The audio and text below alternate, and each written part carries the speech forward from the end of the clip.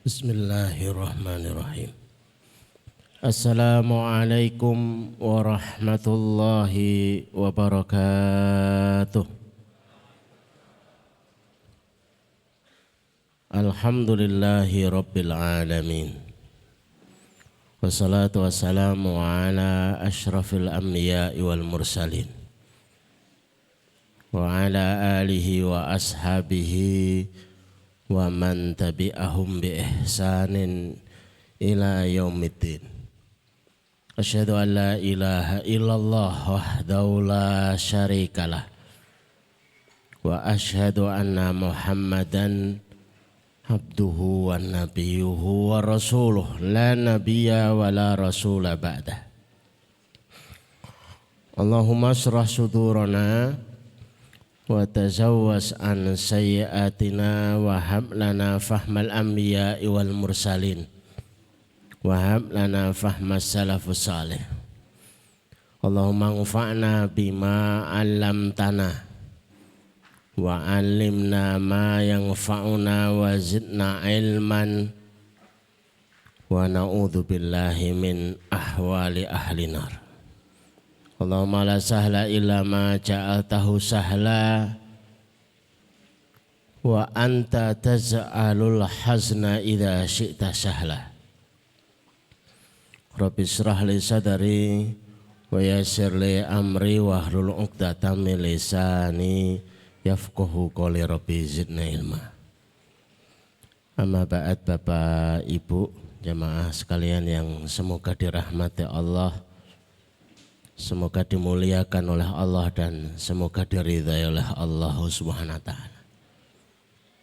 Syukur kepada Allah kita haturkan atas nikmat pertemuan pagi hari ini. Agar apapun yang kita lakukan bukan sekedar ikut-ikutan. Ada yang membuat kita berpijak, sehingga keistiqomahannya bisa lebih dipertanggungjawabkan. Saya teringat kalimatnya Syekh Al-Burhani ketika ia bertemu dengan Khufar, tukang gali kubur.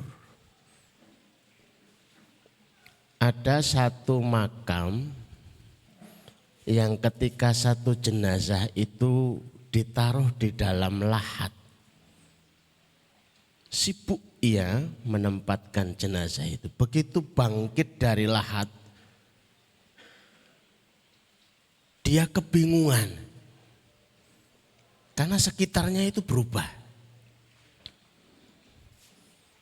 Ini halu atau bukan? Menjadi taman yang begitu indahnya. Itu kali pertama. Tidak lama kemudian ada makam lagi yang mirip kejadiannya. Terus kepada siapa akan bertanya, sementara dia tidak tahu ini makam siapa. Hingga satu ketika ada seorang ibu yang berziarah ke makam itu ditanya, "Ibu, ini makamnya siapa?" "Ini makam anak saya." "Kalau yang sebelah itu kakaknya." "Emang kenapa?" Maka diceritakan, "Saya melihat ada sebuah perubahan yang luar biasa." Kalimat yang sering kita dengar di mana-mana, "Idza marartum bi raudhatin min riyadil jannah farta'u." Kalau lewat di salah satu taman dari taman surga, hendaklah singgah. Ternyata singgah di majelis ilmu itu ya kayak gini nih. Dapatnya ya snack, teh. Tadi datang ke sini nggak berubah jadi taman kan? Enggak kan? Enggak ada. Tapi Allah ingin tampakkan bahwa sesuatu yang senyatanya itu hanyalah sebuah pemakaman, untuk menambah keimanan ditampakkan itu taman beneran. Saking kagetnya Khufar, ini usianya sudah 60 tahun karena memang profesi bertahun-tahun, baru kali itu bertemu itu. Apa yang dilakukan putra ibu? anak saya itu pencari ilmu. Nah yang itu kakaknya yang biayai. Ndak ikut tolabul ilmi, ndak ikut bersusah payah, ndak ikut berkeringat, ndak ikut pusing-pusing juga, tapi karena yang membiayai, yang diikutkan hartanya, dia ikut-ikutan dalam daftar yang dimuliakan oleh Allah Azza wa Jalla. Saking bahagianya Khufar ini, Khufar ya, bukan kufar ya, Khufar itu tukang gali kubur. Seketika itu resign. Saya mau berhenti menggali kubur. Lah jenengan ajeng tindak pundi, aku mau ke masjid mau tolabul ilmi. Ternyata menggali kubur tidaklah lebih istimewa daripada mencari ilmu. Padahal Bapak Ibu panjenengan pirsani mencari ilmu itu ya kayak begini itu ya. Kadang-kadang itu mantuk-mantuk belum tentu paham, ngantuk. Ya kalau materinya menarik, kadang-kadang nyindir, nabrak. Tapi ya begitulah majelis ilmu. Dan yang dipelajari awal-awal itu bukan majelis tafsir, majelis fikih, majelis enggak. Nahu sorob. Tapi memang luar biasanya begitu ya. Bapak Ibu yang dirahmati Allah, semua yang di alam kubur itu pertanyaannya sama. Tidak ada dibedakan. Karena di dunianya pernah jadi lurah terus pertanyaannya beda. Karena di dunianya pernah menjadi pejabat terus pertanyaannya tentang kebangsaan. Enggak ada. Setelah ditanya man rabbuka, siapa Rabbmu? Yang kedua, man hadzal rajul alladzi bu'itsa ilaika. Ini laki-laki yang diutus kepadamu ini siapa? Pertanyaan ketiga, walaupun panjenengan enggak hafal pertanyaannya, juga enggak tahu bahasa Arabnya, tapi pertanyaan juga sama. Ulah tiang Temanggung, butuh ngertos bahasa Arab, enggak kepetuli. Pokoknya pertanyaannya sama. Tidak ada malaikat Temanggung harus bahasa Temanggung, malaikat Jogja pakai bahasa Jogja, ada. Pertanyaannya sama. Ma amaluka lihadzal Qur'an. Amalmu terhadap Quran itu apa? Waduh. Lah kok titik kaya hafalan. Ngerti yang ngono. Aku melipir. Terus melipirnya gimana gitu loh. Saya malaikat pas pelajaran Quran itu kalau meriang, enggak ada. Berapa ayat yang kamu hafal? Jadi pertanyaan tentang berapa ayat yang kamu hafal itu bukan pertanyaan semata untuk mereka yang menghafal Quran. Tapi semua pertanyaannya sama.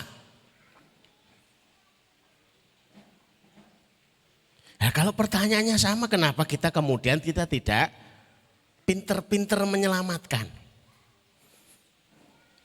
Gue panjenengan tanya sama Ayah Heri itu sebagai ketua yayasan.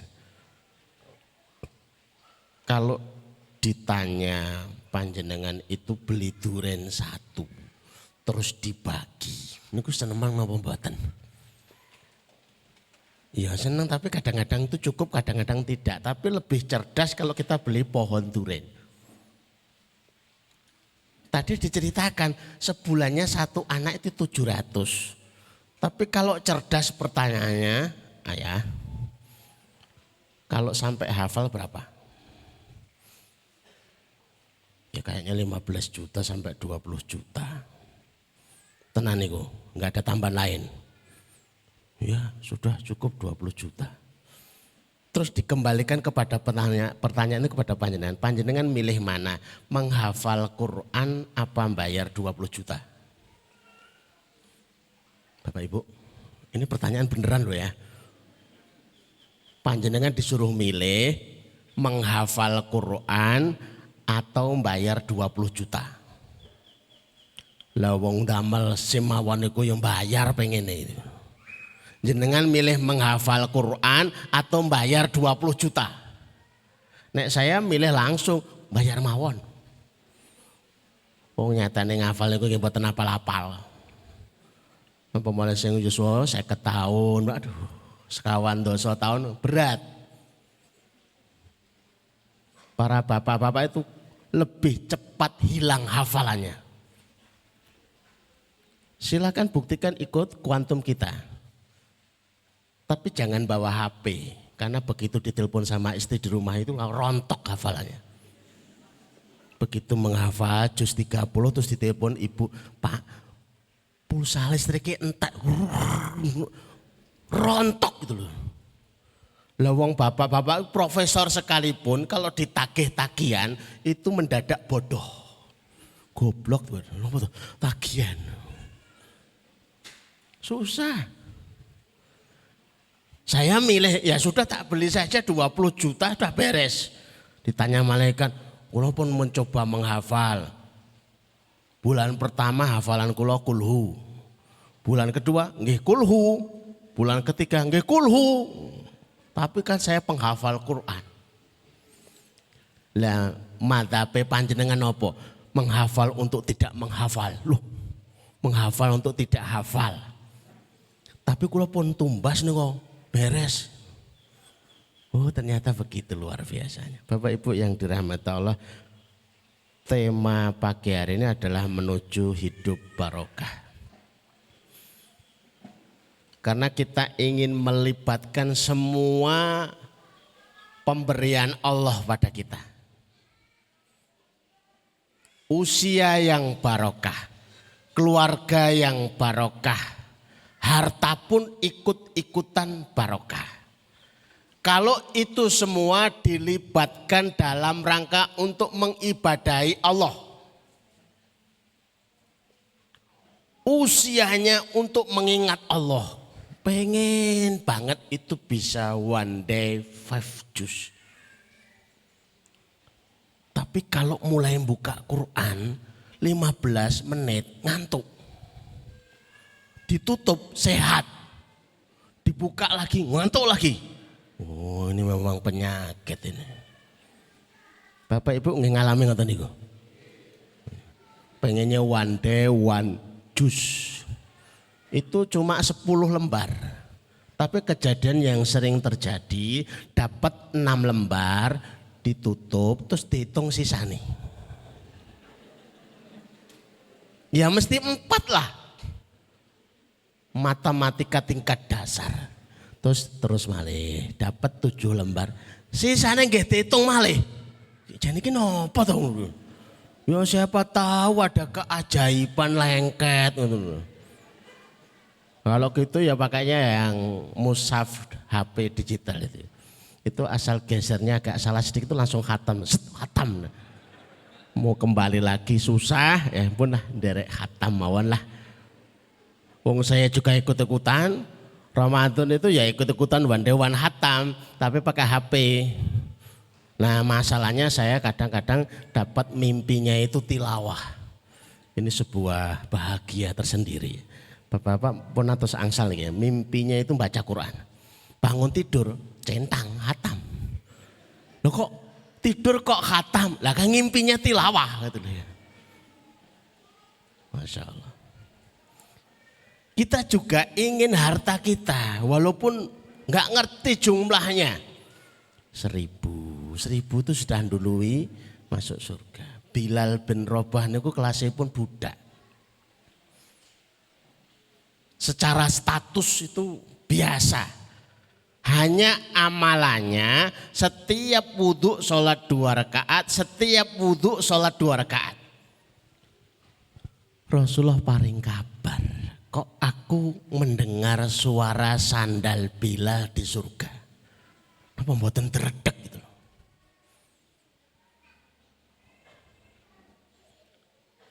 Itu sholat 2 rakaat.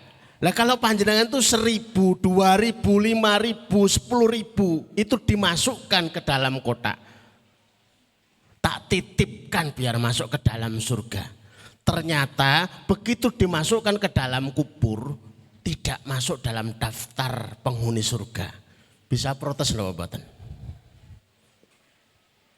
Kamu tidak masuk nominasi, tidak apa-apa ya Allah. Tapi tabungan saya ada di surga. Nopo tungon, ada orang yang tidak masuk dalam surga tapi punya tabungan di surga. Ayo, niki pinter-pinteran nih. Kamu nggak masuk surga, mboten napa ya Allah. Tapi nuwun sewu, wonten motor kula ketinggalan ten surga. Sertifikat kula nggih ketinggalan ten surga. Lho terus kula ajeng mendhet sertifikat. Ten pundi? Ten surga. Tapi kan sudah masuk. Begitu masuk sertifikat di sana, ya Allah ternyata surga itu enak. Lho terus mboten purun wangsul. Lah kita piye lho? Apakah ada yang melakukan itu? Ada. Nabiullah Idris sampai sekarang nggak kembali lagi ke dunia itu ya gara-gara kejebak di dalam surga. Apa nggak senang panjenengan itu terjebak di dalam surga? Bingung rasa metu. Lah napa? Ora gelem metu. Luar biasa. Maka angkat keberkahan panjenengan di setiap waktunya, tenaganya, hartanya. Jangan sampai kita merasa kalah untuk bisa terlibat di dalam keberkahan. Bukan urusannya panjenengan dengan yayasan, bukan urusannya panjenengan dengan kami hanya menunjukkan, tapi urusannya adalah transaksi panjenengan dengan Allah Azza wa Jalla. Nanti kami akan tunjukkan satu persatu. Ini barokah secara umum kehidupan itu sudah termuat di surat An-Nahl ayat 97. A'udzubillahi minasyaitonirrajim. Bismillahirrahmanirrahim. Man amila sholihan. Siapa saja yang beramal saleh. Cara mudah mengenali amal soleh itu pernah ditunjukkan Quran, pernah ditunjukkan hadis.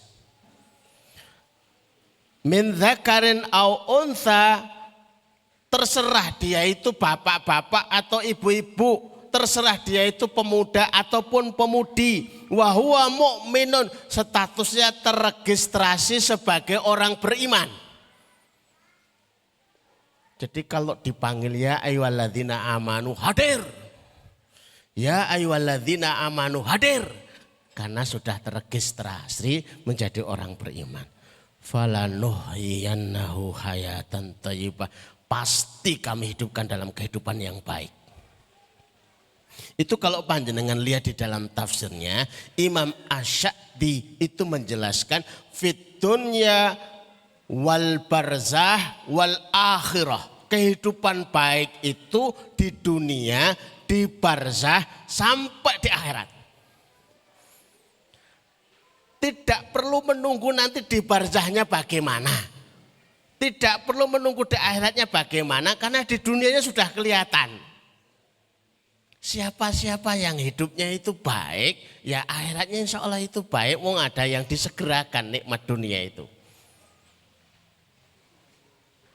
Yang panjenengan berikan dari sedekah-sedekah panjenengan itu merasakan bahagia apa mboten?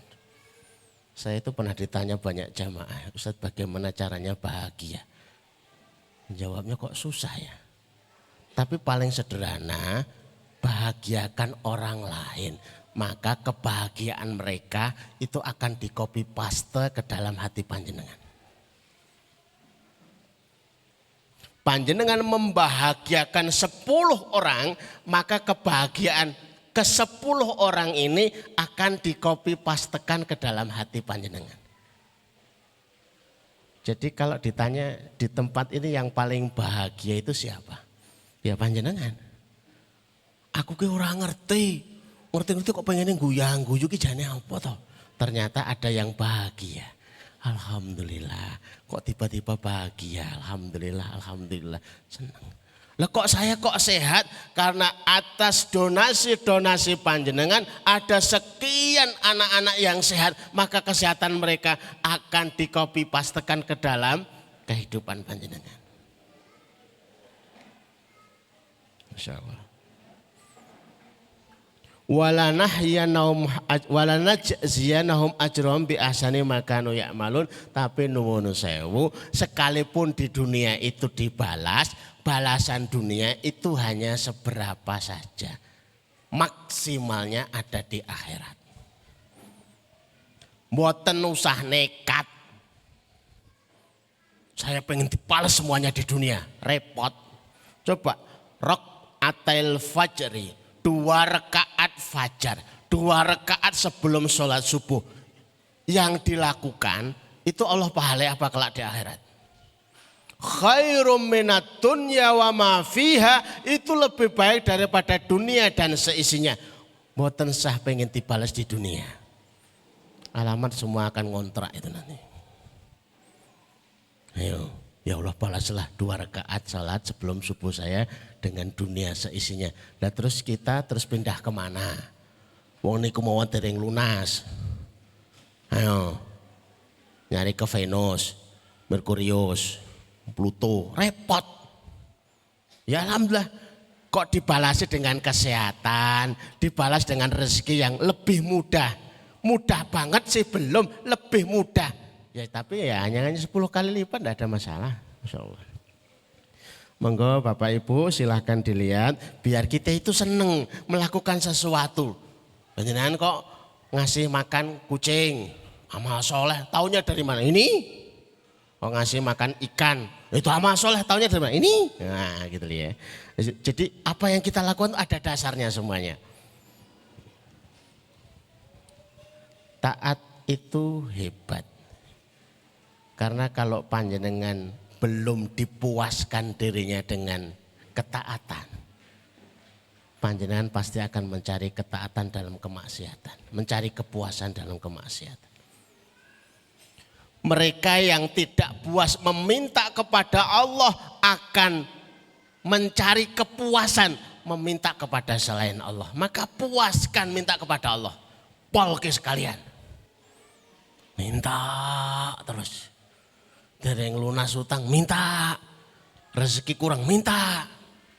Karena khawatir kita itu kalau kita nggak puas minta sama Allah, nanti kita dipaksa mencari kepuasan meminta kepada selain Allah. Dan itu menjadi suatu bencana.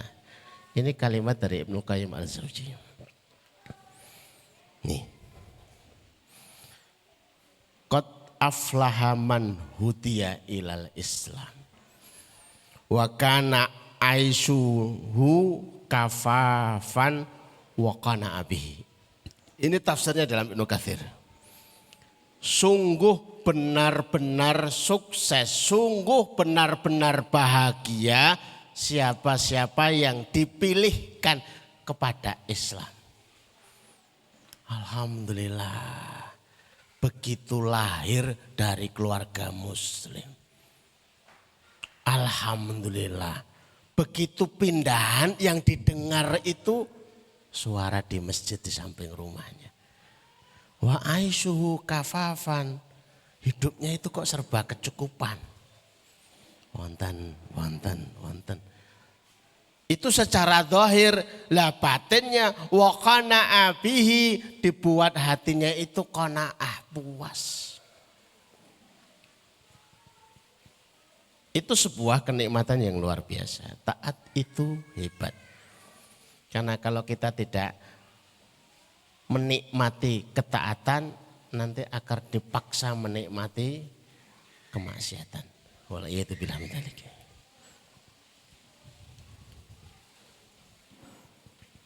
Ini saya cerita beberapa cerita karena enak kalau suasananya ada contohnya. Kisah Imam Bukhari. Bapak Ibu, kitab hadis itu bukan hanya Sahih Bukhari ya, banyak. Imam At-Tirmidzi itu juga membuat kitab hadis. Imam Abu Dawud itu juga membuat hadis, nulis. Sunan Abu Dawud, Sunan At-Tirmidzi, Sunan An-Nasai. Bahkan Imam Ahmad itu mengarang 1 juta hadis disusun. Tapi kenapa yang paling terkenal kok hanya kitab Sahih Bukhari? Jadi kalau punya kitab enggak? Punya apa? Sahih Bukhari. Pokoknya nek saya dapat hadis kalau enggak rawahu Bukhari ora mantep. Ini kejadian itu apa toh? Ternyata Imam Bukhari itu punya cerita dengan kitab Sahih Bukhari. Imam Bukhari itu tidaklah menulis satu hadis kecuali sholat 2 rakaat. Padahal Sahih Bukhari itu isinya 7.000 hadis. Berarti beliau sudah sholat 14.000 rakaat. Pantesan barokah banget. Mengarang Sahih Bukhari, sholat 14 rakaat. Itu belum selesai, setelahnya ada juga yang dikenal oleh panjenengan.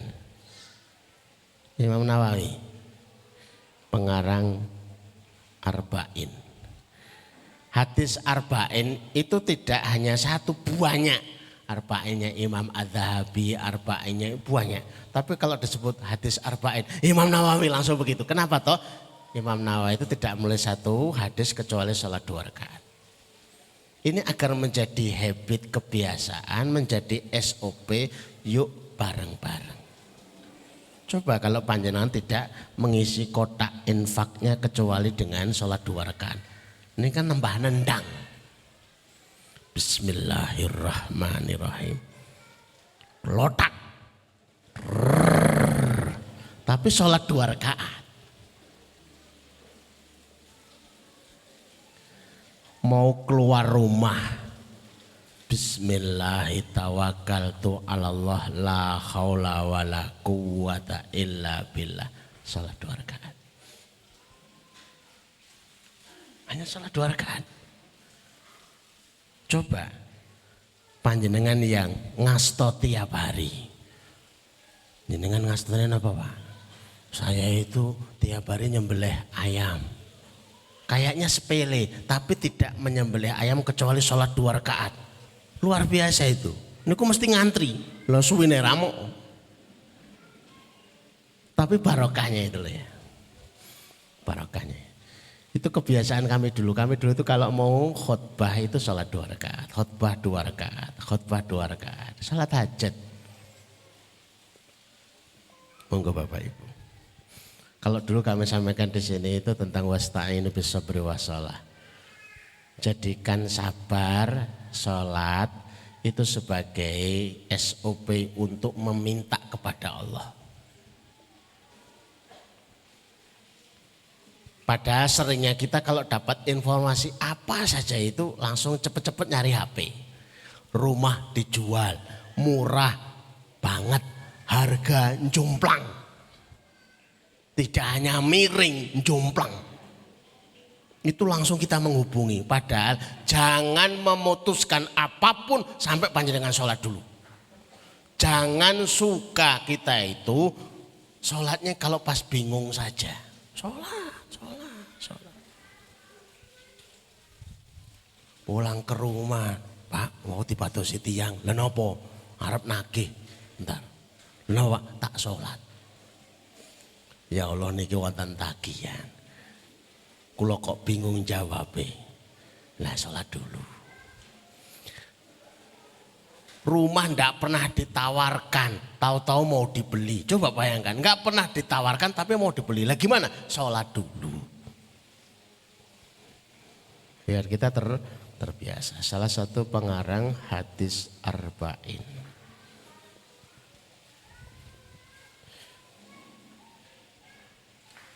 Hadis Arba'in itu bukan hari ini saja loh ya.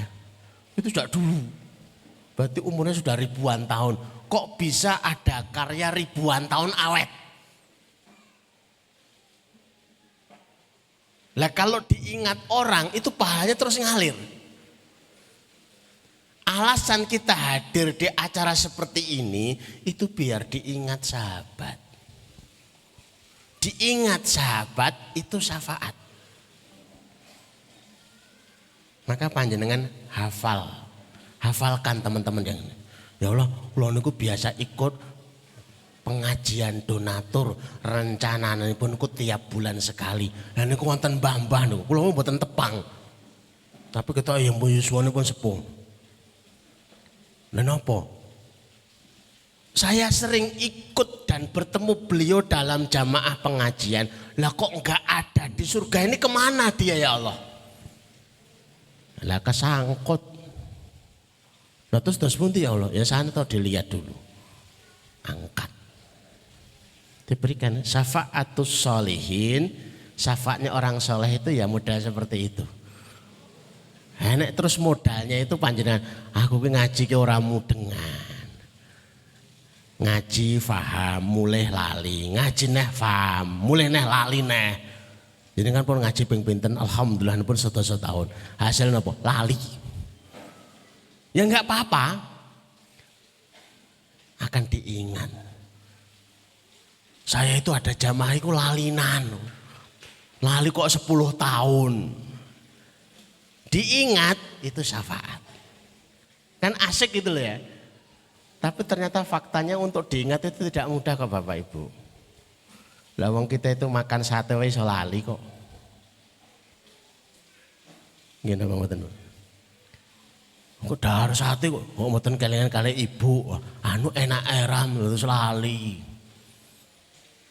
Nah di surga itu ketika disuguhi sesuatu, begitu passwordnya, panjenengan lihat surat Yunus ayat ke-9, ini passwordnya.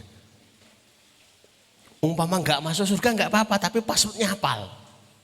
Ya Allah kula terus apal passwordnya, tapi mboten masuk surga. Lah terus piye? Nggih kula passwordnya mawon. Passwordnya apa? Passwordnya itu subhanakallahumma. Cuma itu aja. Subhanakallahumma. Orang itu kalau masuk surga itu begitu menyebut subhanakallahumma, maka akan datang 1000 pelayan membawa 1000 kuliner dan tidak kenyang. Passwordnya itu. Oh ternyata sudah ada passwordnya lengkap. Itu kalau kami bawa ke restoran gimana? Mboten mempan. Nah napa? Oh dereng paham kok restorannya. Subhanakallahumma. Kok enggak keluar-keluar ayam gorengnya. Subhanakallahumma. Loh kok ya enggak keluar juga. Subhanakallahumma. Jenengan niku napa to Pak? Password. Lho kula mboten mudeng. Nah itu repot ya. Itu password di surga. Nah kisahnya Al-Mubarak. Saya ikut sertakan karena ini luar biasa. Al-Mubarak itu bapaknya Abdullah bin Mubarak. Pekerjaannya bukan pekerjaan profesi yang istimewa. Hanya tukang jaga kebun. Tukang jaga kebun itu istimewa banget. Kalau tahu bagaimana cara membuat barokah. Sekian tahun majikannya datang terus tanya, tolong saya dipetikkan buah yang dijaga di kebun itu, anggur. Didatangkan. Asem sekali. Mubarak, tolong dicarikan anggur yang manis. Dipetikkan lagi. Asem. Sudah mulai marah. Yang ketiga tetap juga asam.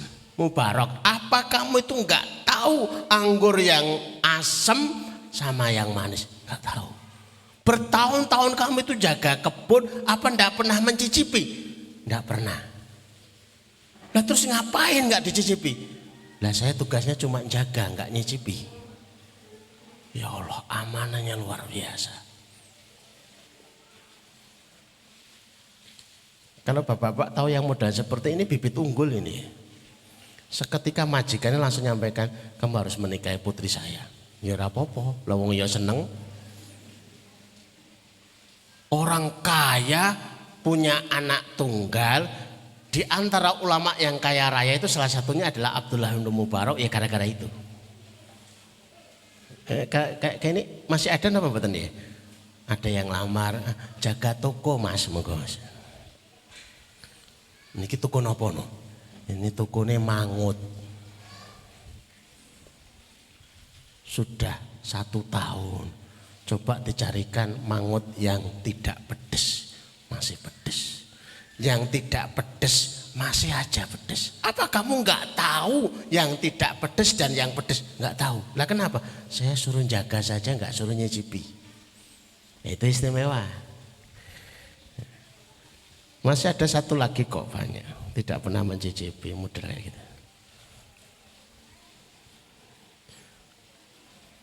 Kalau di sini gampang nyari seperti itu. Suruh jualan ikan saja.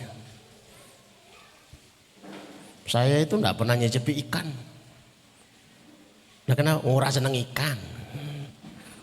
Perjuangannya enggak terlalu berat. Karena enggak pernah nyicipi barokah kerjanya, Masya Allah. Ini ayahanda Imam Syafi'i, dikenal Imam Syafi'i tapi ayahandanya enggak kenal. Bapaknya Imam Syafi'i namanya Idris. Panjenengannya asmanipun Bapak Idris, dengan bakat jadi bapaknya Imam Syafi'i. Imam Syafi'i itu Imam Muhammad bin Idris. Lah bapaknya bisa mendapatkan putra Asy-Syafi'i rahimahullah ta'ala itu karena kebiasaannya itu puasa sunnah. Giliran buka puasa sudah di jalan nggak menemukan apa-apa, akhirnya ya merapat ke tempat yang menyediakan minuman gratis. Di mana itu? Sungai. Begitu minum air sungai, untuk membatalkan puasanya ada apel yang hanyut. Bukan ini gambarnya. Langsung dicokot. Oh, namanya sedang puasa. Begitu sudah dimakan teringat, ya Allah, ini apelnya siapa? Maka dicari, diturut sungai, dicari kira-kira ketemu kebun yang ada buah apel menjorok ke sungai. Kemudian diketuk, diceritakan, minta dihalalkan satu buah apel itu. Saya cerita ini berulang-ulang, tapi setiap ketemu ceritanya sudah merasanya kalah. Lawong hanya ngejar kehalalan satu buah apel, kok perjuangannya kayak gitu. Sementara hari ini kita ketemu ada ibu-ibu dari pasar lah bawa kerupuk gigal. Niku dibengkokin apa mboten? Menengo. Lumayan oleh kerupuk siji. Orang ngerti. Sudah orangnya masih kelihatan itu yang boncengkan kerupuk. Lumayan ini, lu kotoh barang temuan. Ini apel. Saya minta dihalalkan satu buah apel. Yang punya pohon apel itu nggak kaget. Kok masih ada pemuda jenis kayak begini ini ya? Maka langsung dijawab, saya akan halalkan satu buah apel, syaratnya 2. Saya belum pernah ketemu orang yang jenis model ini. Syaratnya 2. 1, kamu harus kerja di tempat saya 2 tahun tanpa gaji. Demi untuk dapat kehalalan satu buah apel. Kan berat ya. Pun mboten sah dihalalke mawon. Mboten sah, timbang kerja 2 tahun kok gratisan.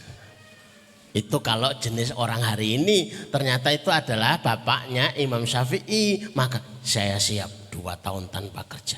Itu syarat pertama. Syarat kedua, harus menikahi putri saya. Wih, nek menikah cocok sekto.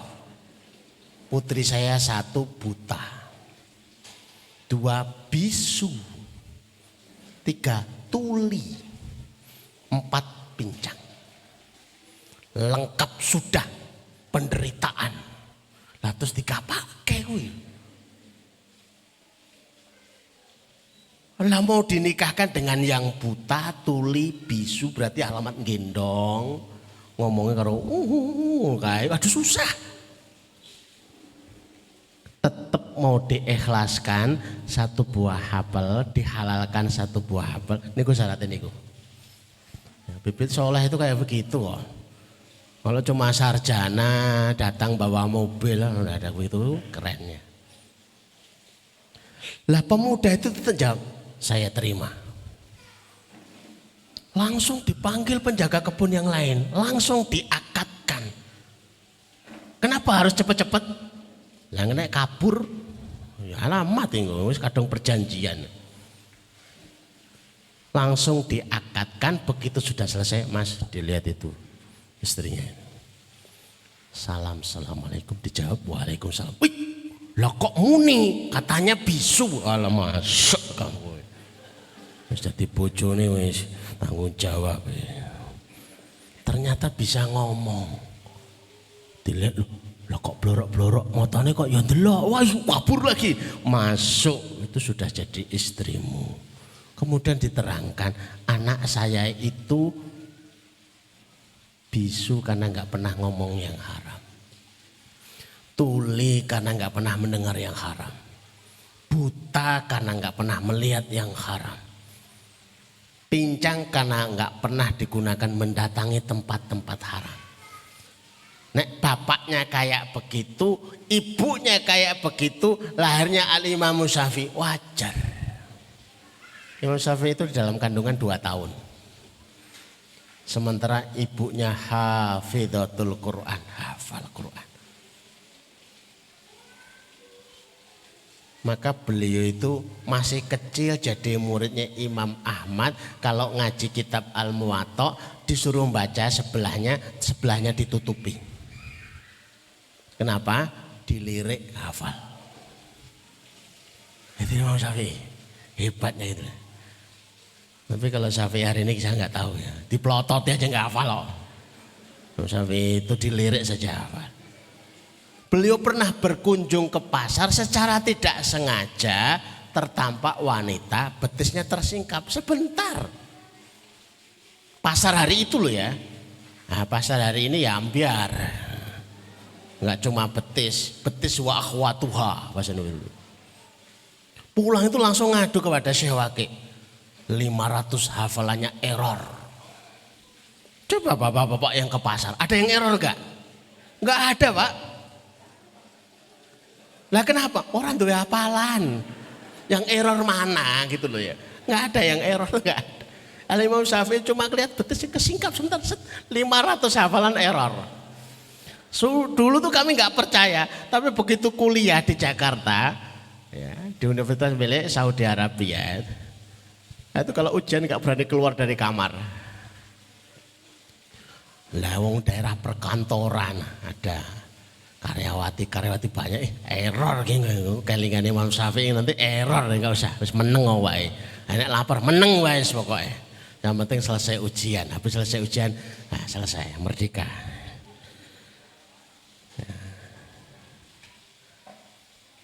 Barokah dalam amal soleh kita sekalian. Jadi kalau kita itu dikit-dikit baca Quran, dikit-dikit zikir, dikit-dikit beramal soleh, barokah itu mengikuti kita.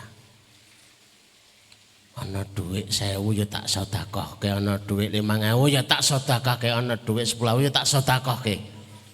Barokah hartanya. Yang diceritakan kepada kami dulu itu ibu-ibu itu di Surabaya kok. Profesinya pembantu. Bapaknya sopir, tukang sapu maaf.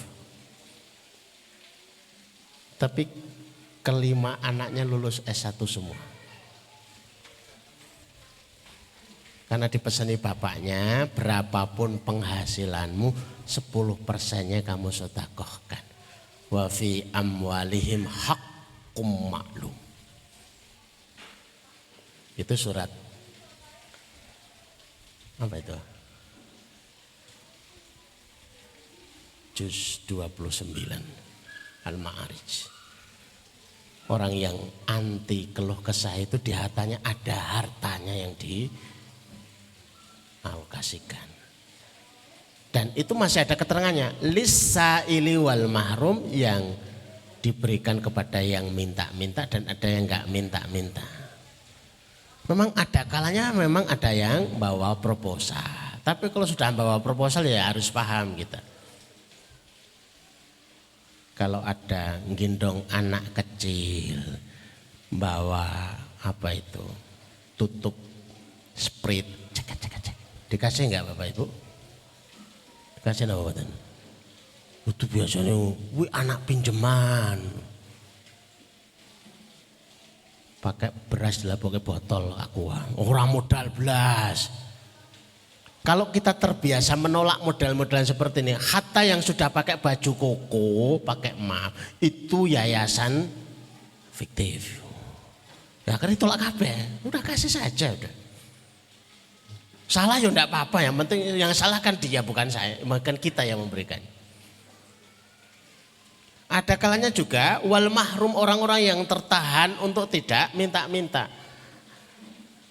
Bapaknya itu pekerjaannya nggak oleh rongso, ibunya buruh nyuci, anaknya makan sarapan pagi itu tertampak di piring nasi putih gundukan karo kerupuk karo kecap. Ini mampu nggak? Sepintas sepertinya kayak gak mampu, tapi tunggu dulu, jangan-jangan ada tumpukan paha ayam di atas tumpukan nasi. Ya harus sabar dulu. Lisa ilewal marum. Bapak Ibu yang dirahmati Allah, saya perlu mengingatkan diri dan Bapak Ibu, ada kalanya kadang-kadang sesuatu yang kita berikan di jalan Allah itu terasanya kok banyak itu. Tapi informasi ini membahagiakan. Berapapun harta yang diberikan di jalan Allah itu tidak ada yang mahal, semuanya murah. Hatta panjenengan diberikan kemampuan untuk melipat dunia, dijual dunia untuk mengamalkan Islam, murah. Ngangkuti anak-anak untuk ngaji, tapi tulisannya Alpat, murah. Menjamu anak-anak sate, murah. Ternyata para penghafal Quran murah. Tidak ada yang mahal untuk mentaati Allah itu. Murah semuanya. Lamang dunia ini disiapkan untuk menjadi modal mentaati Allah. Secukupnya saja yang untuk diri kita, selebihnya ya dimaksimalkan untuk mentaati Allah SWT.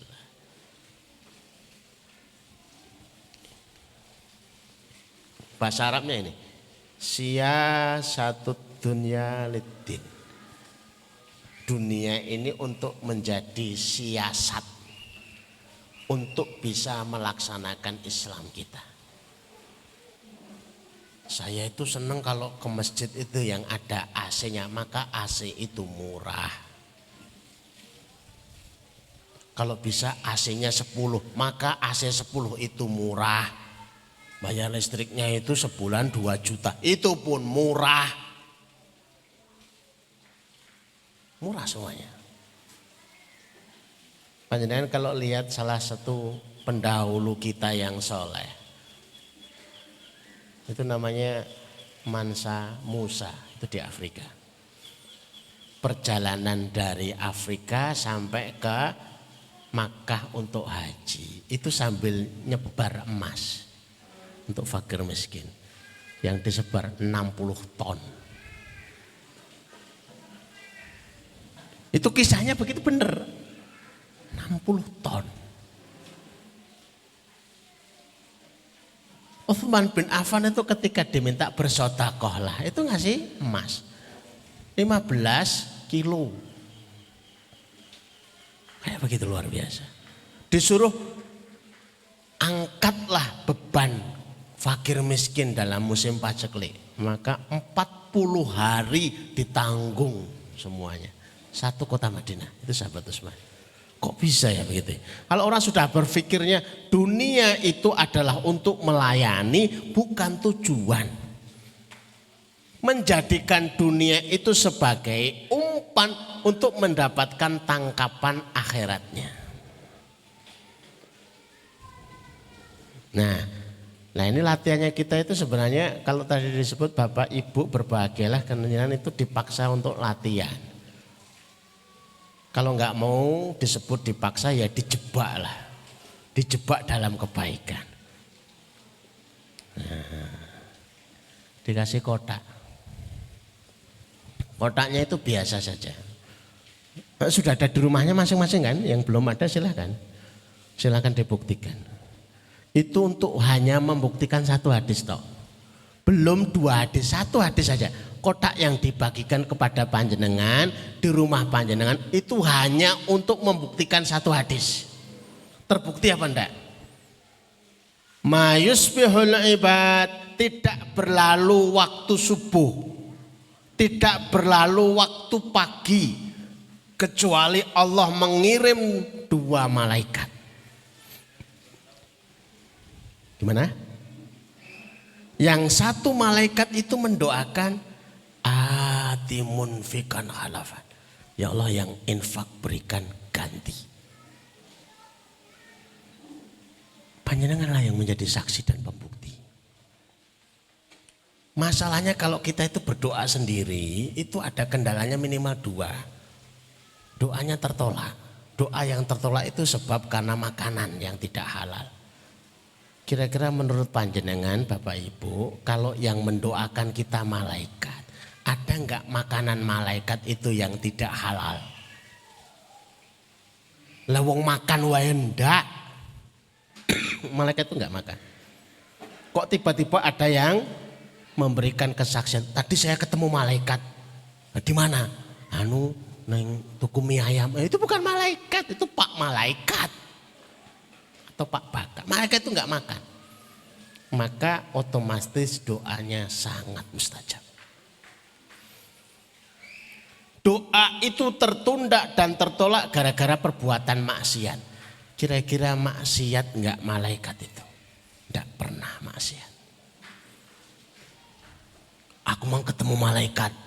Neng diskotik, duduk malaikat. Malaikat itu tidak berbuat maksiat. Kalau disuruh sujud sampai hari kiamat ya sujud. Bagi kami itu istimewa banget gitu. Kok bisa ya? Khusus sedekah ba'da subuh. Itu malaikat yang mensupportnya. Bupati kalah. Wakil bupati kalah, malaikat langsung. Maka buktikan. Oh iya istitanono tak iseni 10.000. Kok balik edel ono 100.000. Tak isi 100.000 dia. Ternyata dapat 1 juta. Oh titenono tak kasih 1 juta. 10 juta. Ini 10 kali lipat. Titenono tak transfer wae tapi pas subuh.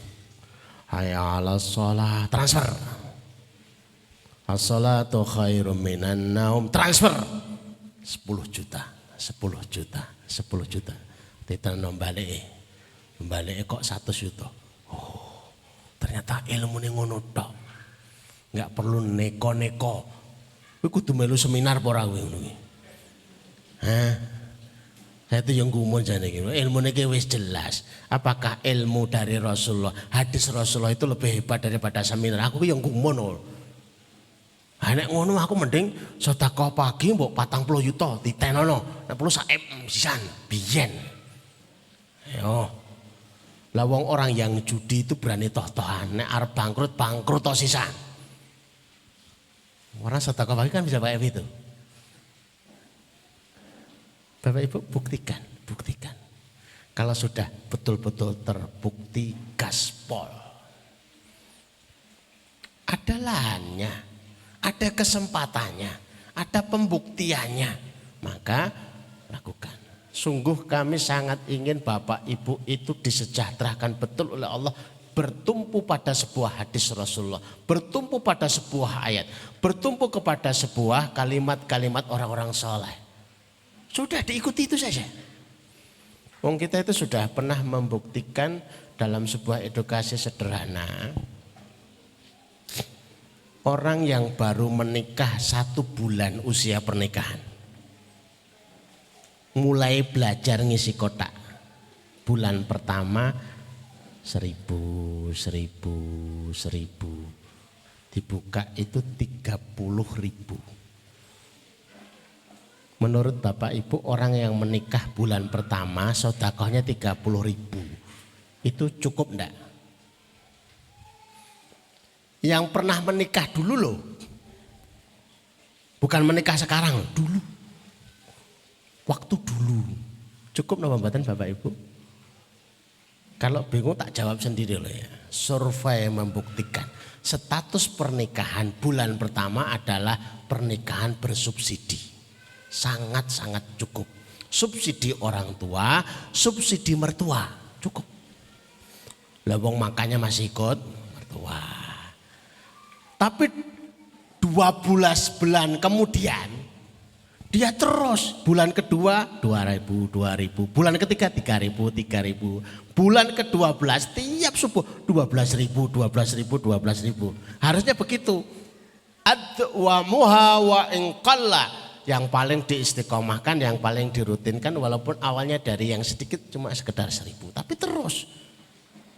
Itu koma enggak titik deh. Yang jadi masalah kita itu titik. Bulan pertama ya 1.000, bulan ke-12 ya 1.000. Alasannya istiqomah. Padahal anaknya sudah 1, omah yang ngontrak, motor dereng lunas. Coba kalau terus bulan kedua, bulan ketiga, bulan keempat. Lah sebulan, 1 tahun kemudian itu dibuka kotaknya oleh mas-mas yang bakal kotak itu. 360. Seneng nih. Bahagianya bisa bersedekah sebanyak itu. Tapi diawali dengan otot yang dilatih. Kira-kira yang menikah usia 1 tahun 12 bulan sedekahnya 360 niku cukup napa mboten nggih? Survei membuktikan sangat-sangat cukup.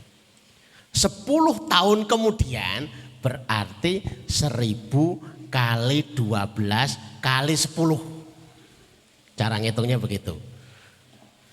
Nah yang repot yang sudah sepuh sekarang. Pak Jeblon pembitan tahun pernikahan. Nah, berarti 1.000 kali 12 kali 25 tahun. Waduh, alamat buahnya. Kalau dimulai dari 1.000 itu enggak kram ototnya. Tapi kalau tiba-tiba aku mau mencoba 1.000 kali 12 bulan kali 10 tahun. Nah itu ya kena penyakit Parkinson tuh ngewel. Gimana bubora. Masuk pada subuh kok kon ngisi 120.000 gitu. Tapi kalau bisa Masya Allah. Ada jamaah kami yang tiap pada subuh itu ngisinya 300.000. Karena ngitung tenanan. Luar biasa. Pengen membuktikan hadis Nabi, pengen membuktikan doa malaikat, dan itu luar biasa. Orang itu nggak kayak Ustadz orang apa-apa. Sak soleh-solehnya Ustadz, doanya itu lebih mustajab doanya malaikat. Cuma gitu.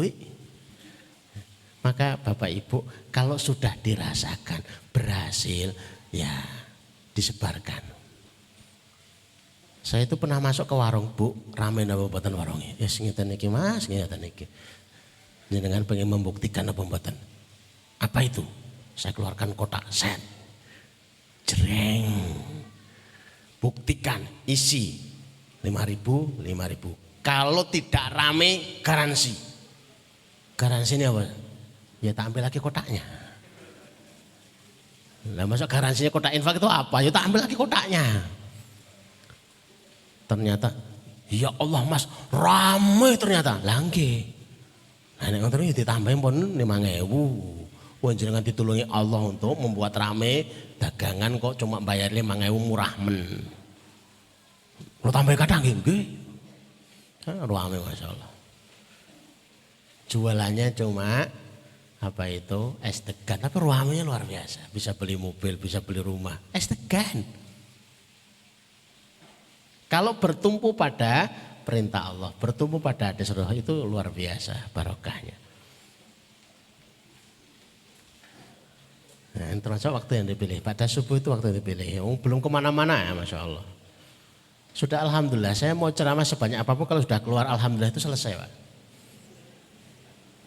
Saya belajar betul kalau tulisan ini. Saya dulu punya tukang pijat itu refleksi. Setiap pijat itu subhanallah. Alhamdulillah.